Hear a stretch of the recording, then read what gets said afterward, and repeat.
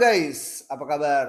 Semoga kalian dalam lindungan Tuhan Yang Maha Esa sehat selalu dan bahagia dimanapun kalian berada. Kembali lagi bersama gue di program Ngorok, ngobrol bareng Papa Rock. Nah guys, kali ini gue mau ngebahas tentang cerita Agus. Kalian pasti udah pada tahu kan ya, ada ngikutin kan cerita yang Agus sedih banget ini. Dengan adanya kejadian penyiraman ini, banyak masyarakat yang memberikan donasi kepada Agus. Tapi ini guys, konon katanya dari pihak RCM menyatakan bahwa Agus berobat menggunakan BPJS. Kita lihat kutipan dari videonya. Ya udahlah kalau bilang gitu kan pas di rumah sakit, Wawa istri Agus berusaha nih mau pakai dari jam kesmas ke tunai. Jam Kesda, jam Kesda. jam kesda apa ya? Jaminan Kesehatan Daerah, Iya, Kesda. dari jam kesda ke tunai karena donasi yang dari Bapak Denny kan banyak itu kan. Wawa sampai bilang tuh ke dokternya, yang penting kita kepengennya tindakan secepatnya. Mau berapapun kita bayar, katanya gitu kan. Mau berapapun kita bayar, mau bagaimanapun tetap kita bayar. Kita punya duit, kata Wawa ini sambil teriak-teriak kan. Terus dijelasin sama dokternya, maaf ibu, katanya gitu. Bukannya kita ini, katanya gitu kan. Tapi lebih baik pakai BPJS aja, katanya gitu. Karena lebih mudah, karena di sini tuh rumah sakit pemerintah. Karena lebih banyak yang memakai BPJS. Itu kata-kata dari dokternya.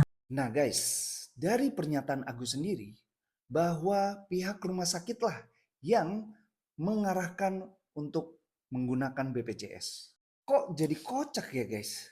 Kalau Agus menggunakan program BPJS, terus uang donasinya kemana?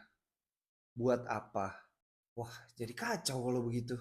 Satu lagi nih guys, karena kejadian yang kacau ini, Bang Densu bilang bahwa Agus akan merugi. Merugi, ya jelaslah merugi. Ya Agus udah dikasih donasi maksud gue, malah pakai uang donasinya untuk keperluan pribadi. Kan PA ya. Nah guys, satu lagi nih guys. Ada kejadian yang menurut gue kacau banget nih. Bang Densu bilang bahwa Agus akan merugi. Kenapa bisa merugi? Padahal donasinya Agus sudah terima. Tenovi ini sudah ngebantu Agus melalui acara podcastnya Denny Sumargo. Akhirnya para donatur membuat polling untuk donasi tersebut. Bener sih, menurut gue rugi banget sih lo Gus. Oke guys, detailnya akan gue ceritain di kisah sisi lain ini. Oke, gini awal ceritanya. Ada seorang karyawan yang bernama Aji bekerja di sebuah perusahaan yang mempunyai atasan namanya Agus. Agus sedih banget. Nah, si Agus ini selalu memarah-marahi si Aji. Dan si Aji ini nggak terima. Hingga dia menyiram air keras ke Agus pada suatu hari. Nah sekarang gue kasih lihat videonya. Kuasa hukum Aji, Linggar mengatakan, ada hal-hal yang memicu Aji melakukan penyiraman kepada Agus. Bukan cuma sakit hati karena lisan Agus Salim, Aji yang merupakan anak magang selama 3 minggu itu mengaku mendapat tekanan fisik juga. Soal adanya rekan kerja Agus yang membongkar tabiat korban, Linggar mengaku tak mau berkomentar soal itu. Namun menurut dia, apa yang diceritakan Aji dalam BAP mirip dengan pengakuan rekan kerjanya. Nah, menurut keterangan kuasa hukumnya Aji, bahwa Aji ini sering dapat tekanan dari Agus. Tekanan fisik, omongan yang enggak di depan umum. Itu alasan kenapa Aji sakit hati banget. Itu juga kenapa Aji langsung kasih air keras ke Agus. Mungkin omongannya terlalu nyakitin banget ya, sampai si Aji melakukan itu. Ya, kita nggak ada yang tahu. Tinggal kita lihat aja hasil persidangan antara Aji dan Agus. Kalian harus ikutin terus ya. Nah, ini pembelajaran buat kita semua atau buat para atasan yang ada di luar sana. Bahwa kita harus mempunyai etika terhadap bawahan juga. Bahwa kita punya pri kemanusiaan juga ke bawahan. harus punya sopan santun juga, jaga etika dan omongan juga. Takut-takutnya omongan kita malah membuat sakit hati si bawahan tersebut. Jadi semoga ambil sisi positifnya ya guys.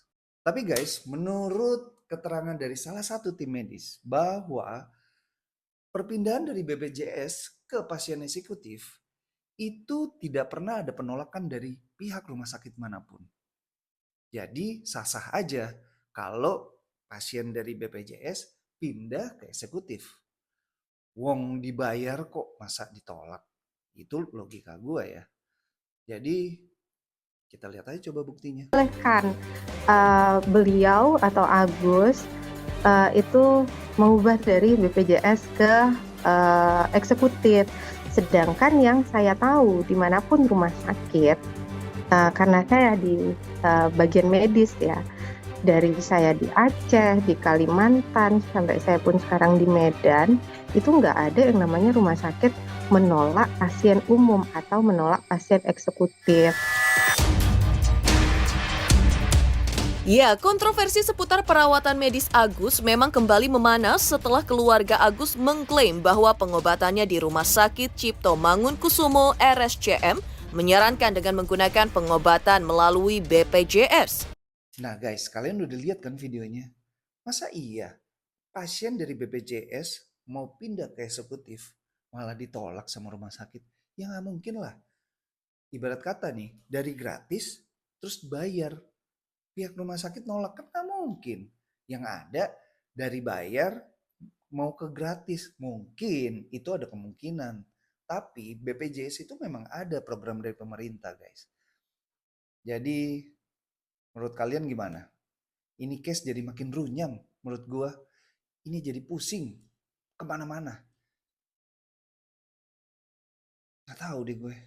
Nah guys, kali ini gue dapat kutipan video dari Bang Densu. Bukan dari Bang Densu sih, lebih tepatnya dari sebuah video yang Bang Densu memberikan statement di dalamnya. Kalian lihat videonya. Karena saya tahu habis ini arahnya dia akan merugi. Dia akan merugi. Jadi polling itu kemarin saya diinfokan itu adalah polling yang dibuat dan diberikan kuasa kepada kuasa hukum donatur, karena masalah mediasi terakhir itu udah apa ya istilahnya ya, kekunci lah, nggak ada penyelesaian yang jelas. Maka terjadilah hal itu di mana polling itu nanti akan menjadi ujung daripada permasalahan donasinya Agus. Nanti untuk lebih lengkapnya boleh ditanya kepada kuasa hukum donatur mau dibawa kemana hasil polling itu, karena polling itu polling apa ya istilahnya resmi ya, legal. Jadi di situ ada diawasi Menkominfo juga, kemudian ada tanda tangan surat kuasa, surat kuasa elektronik ya jatuhnya ya, yang kemudian nanti akan diverifikasi, dan itu nanti silakan tanya kepada kuasa hukum donatur mau dibawa kemana hasil polling itu, karena uangnya akan ke sana. Artinya udah kesepakatan semua pihak bang? Iya, hasilnya nanti itu?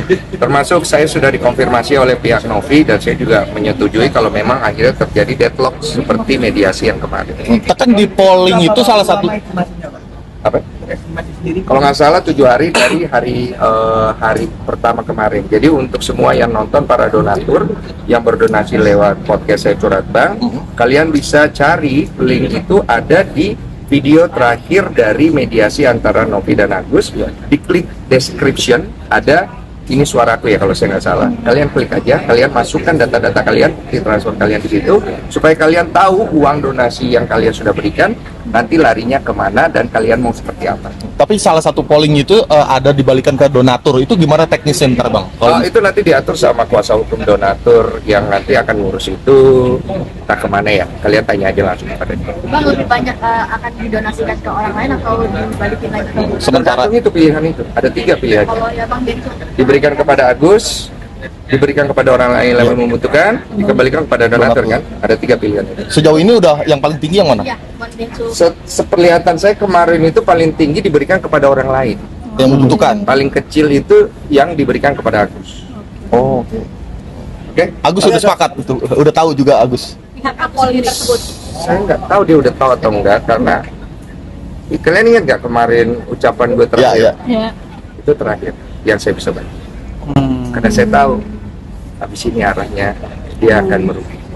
Densu, apakah polling ini jalan terakhir untuk penyelesaian masalah ini? Nggak mau buat pertemuan lagi mungkin? Kalau saya mah yang terbaik aja untuk dua belah pihak. Karena kasus ini kan kasus sepele yang akhirnya kemana-mana. Saya kasihan sama Agus, saya kasihan sama Novi. Karena mereka ini kan ya gimana ya, gue nggak bisa ngomong juga. Karena mereka sama-sama kejepit nggak sih, Bang? Iya, kejepit dua-duanya. Maksudnya kan kemarin kalau yang pertemuan sebelumnya kan belum ada tuh dari pengacaranya Bang A gitu. Mau pengen nggak kayak pertemuan lagi untuk ketemu? Saya udah males komentar itu. Bang, nggak sih ini kan gara-gara podcast Bang Densu donasinya benar-benar jadi meledak gitu ya? Iya. Artinya Iya, harusnya donasi 1, sekian miliar itu jadi berkat. Sekarang jadi uang panas.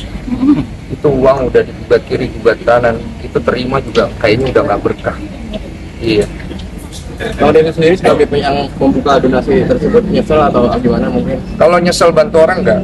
Cuma saya menyayangkan aja akhirnya donasi ini jadi serumit dan polemik seperti ini. Capek sih melihatnya karena mana-mana bro, gue juga capek ngelihatnya. Maksudnya ini kan gede donasi, udah tinggal berobat sono. Kesini lah, ke Polda lah, balik lagi ke situ. Jadi di Kobusier. Jadi menyita waktu lu banget nggak sih Bang, harus selalu nggak ada Menyita waktu dari Kobusier lo, capek lo. Dan lu pribadi, masalahnya lu pribadi Apa? juga. Dari pribadi. Pikiran ini donasi nggak kelar-kelar segala macam. Sama ya, saya sama Denny kemarin ngobrol pusing juga kita berdua. Sebenarnya arahnya kemana sih? Iya gitu. Nah guys, kalian udah lihat kan videonya bahwa akan terjadi polling donasi. Poin 1, donasinya akan diberikan ke Agus. Poin kedua, donasi akan diberikan kepada yang membutuhkan, lebih membutuhkan maksudnya. Yang ketiga, donasi ini akan dikembalikan ke donatur. Coba, kira-kira siapa yang rugi kalau udah didonasi seperti ini? Sorry, maksud gua donasinya di polling seperti ini, siapa yang rugi? Agus dong pastinya kalau menurut gua ya. Coba aja kalau dari awal si Agus nurut apa kata Tenovi untuk melakukan operasi matanya tanpa harus ada pengeluaran pribadi di dalamnya. Mungkin sekarang udah bisa melihat lagi. Atau memang selama ini udah bisa melihat. Kita nggak tahu deh. Donasi yang diterima si Agus ternyata senilai 1,3 miliar.